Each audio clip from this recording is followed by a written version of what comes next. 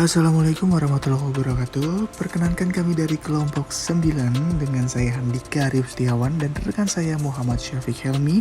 Pada kesempatan kali ini kami di sini akan menyampaikan presentasi kami dengan tema Measuring Outcome of Brand Equity. Brand equity adalah konsep multidimensi dan cukup kompleks untuk menggunakan berbagai jenis pengukuran yang berbeda-beda. Nah, pengukuran yang bermacam-macam ini dapat memperkuat identifikasi riset pemasaran, dan manajer juga akan lebih baik dalam memahami apa yang terjadi dengan merek mereka. Apa manfaat dari pengukuran brand equity? Pertama, hasil pengukuran dapat digunakan sebagai benchmark terhadap market leader atau kompetitor lain. Kedua, hasil pengukuran dapat dijadikan guidance untuk penyusunan strategi komunikasi pemasaran.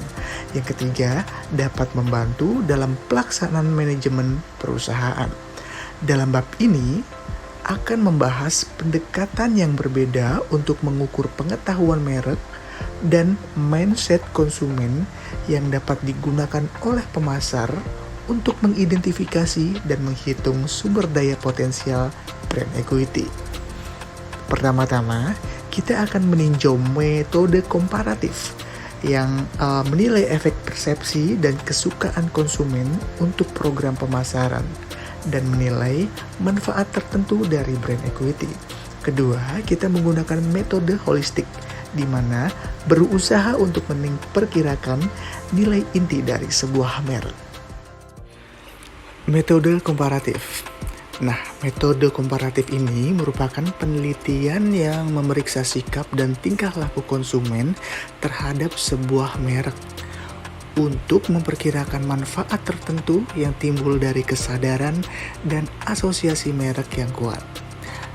Terdapat 3 pendekatan dalam metode komparatif: brand-based comparative approach, marketing-based comparative approach, conjoint analysis. Brand-based comparative approach, pendekatan komparatif berbasis merek, sarana untuk lebih menilai efek dari persepsi dan kesukaan konsumen pada aspek program pemasaran. Nah, pada pendekatan ini menggunakan percobaan di mana satu kelompok konsumen merespon kepada elemen dari program pemasaran atau aktivitas pemasaran, serta dikaitkan dengan merek yang menjadi targetnya. Nah, di sini kita ada contoh yaitu blind test. Konsumen dapat membandingkan berbagai macam alternatif produk tanpa mengetahui nama merek atau produsennya. Dalam hal ini, konsumen diberikan kesempatan untuk menggunakan sebuah produk. Kemudian, mereka diminta untuk menjawab beberapa pertanyaan yang berhubungan dengan preferensi serta kepuasan. Marketing-based comparative approach, pendekatan komparatif berbasis pemasaran. Pendekatan komparatif berbasis pemasaran dengan cara memeriksa respon konsumen berdasarkan perubahan dalam program pemasaran. Nah, dalam memahami bagaimana pengetahuan akan merek dapat berefek pada tanggapan konsumen terhadap harga serta produk yang berfungsi dalam strategi pengembangan produk. Keuntungan utama dari pendekatan komparatif berbasis pemasaran ini adalah kemudahan implementasi. Kita dapat membandingkan hampir semua rangkaian tindakan pemasaran yang diusulkan untuk merek kita. Analisis conjoint. Analisis conjoint merupakan salah satu teknik analisis multivariat yang digunakan untuk mengetahui preferensi konsumen terhadap suatu produk baik berupa barang maupun jasa. Nah, teknik analisis conjoint itu sangat penting karena ada banyak faktor yang mempengaruhi penilaian konsumen dalam menentukan pilihan suatu produk. Sebagai contoh, konsumen yang ingin membeli produk telepon seluler atau handphone itu mungkin akan dipengaruhi oleh harganya, merek handphone, atau jaminan garansi. Nah, dengan adanya analisis conjoint, kita dapat mengetahui preferensi konsumen dalam membeli handphone.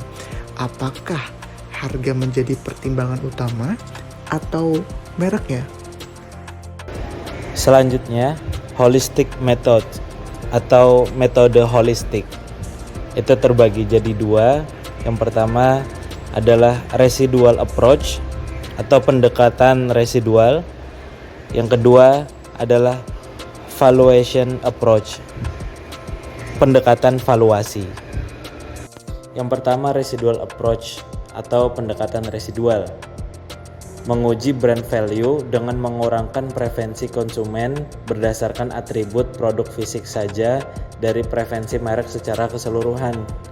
Adapun perspektif residual ini sering disebut juga sebagai pendekatan yang menyalahkan korban atau blaming the victim approach.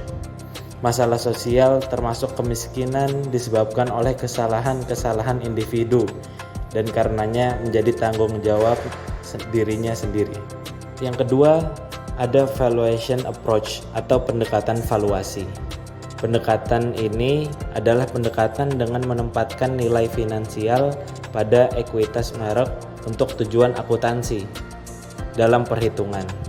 Berguna dalam kasus merger, akuisisi, lisensi merek, penggalangan dana, dan keputusan manajemen merek. Nah, valuation approach atau pendekatan valuasi ini dibagi jadi beberapa variabel lagi. Ada 4 variabel di sini, yaitu yang pertama adalah accounting background, yang kedua adalah historical perspective, dan yang ketiga general approach, pendekatan secara umum, dan yang terakhir interbranch valuation methodology.